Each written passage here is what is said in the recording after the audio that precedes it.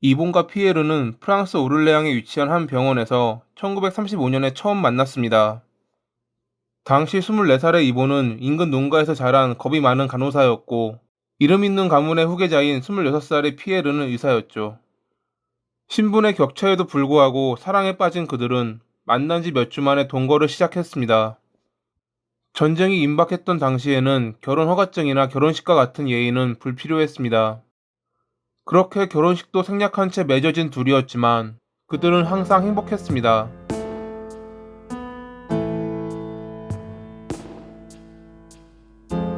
하지만 1939년에 열린 제2차 세계대전으로 인해 모든 것이 바뀌었습니다.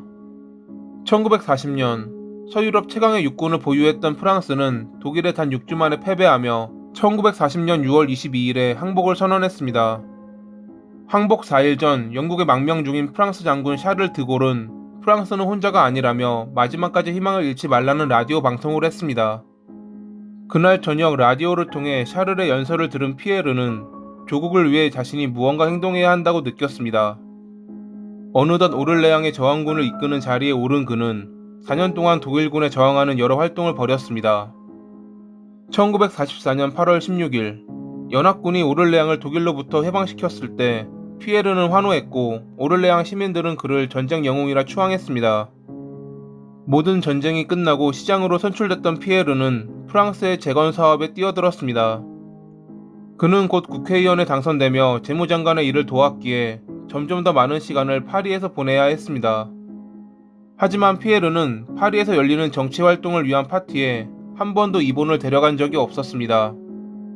이에 대해 이본은 가난한 농가 출신인 자신을 남들에게 소개해주기에는 부끄러웠기에 피에르가 그러는 것이라 생각했다 합니다. 피에르가 파리에 가는 날에는 이본은 두 아들과 함께 오를레앙에 있는 집에 머물러야 했고 그렇게 부부의 사이 또한 멀어져 갔습니다. 서로 다른 방을 쓰게 됐을 때 이본은 이래선 안 된다 생각하며 남편의 사랑을 되찾기 위해 노력했습니다. 예술과 문학을 접하며 정치에 뒤처지지 않으려 매일 신문을 보는 한편 피에르에게 잘 보이기 위해 고급 미용실을 다니기 시작했던 이본. 하지만 이미 피에르는 아내에게 마음이 떠나 있는 상태였습니다. 아내에게 넌 날 역겹게 해 라는 말을 하며 경멸스러운 표정을 보였던 피에르.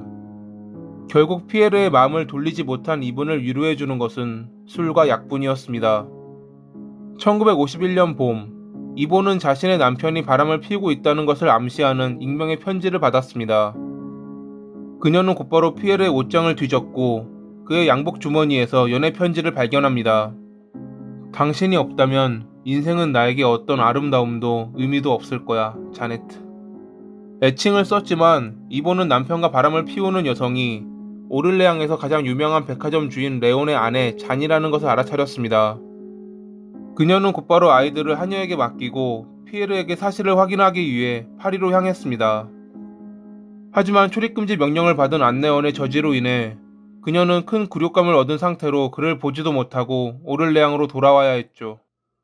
얼마 후 오를레앙으로 돌아온 남편에게 이본은 부끄러움이 있으면 스스로 목숨을 끊으라 말했지만 돌아오는 것은 남편의 경멸 어린 조소뿐이었습니다.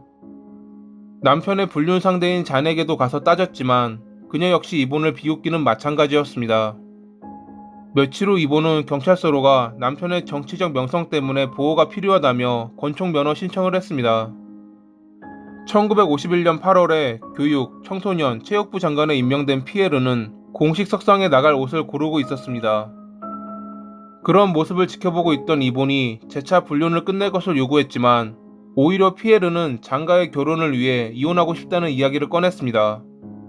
화가 난 이본은 권총을 꺼내 자신의 머리에 가져가며 만약 떠난다면 자살하겠다고 위협했습니다.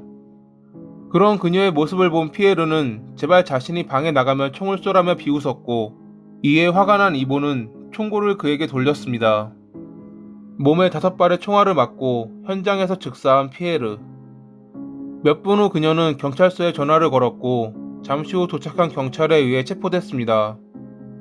1952년 11월 5일에 그녀의 재판이 열렸습니다. 당시 프랑스 형법에는 다른 남자와 침대에 있는 아내를 발견한 뒤 살인을 저지른 남자는 처벌을 면한다는 조항이 있었습니다.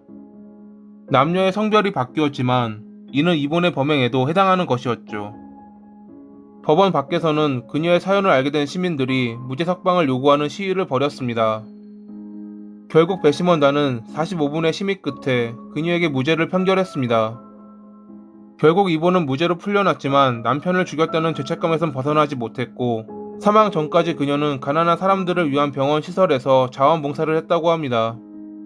전쟁 영웅이라 칭송받았지만 불륜을 저지르며 결국 아내의 손에 사망한 피에르. 자신을 배신하고 조롱한 남편을 살해한 뒤 죄책감에 빠져 평생 봉사활동을 했던 이본. 한때 신분 차이를 극복하며 행복으로 시작했던 그들은 결국 불행으로 끝을 맺었습니다. 불륜의 끝은 불행밖에 남지 않는다는 것을 다시 한번 느끼며 이만 글을 마칩니다. 오늘도 봐주셔서 감사합니다.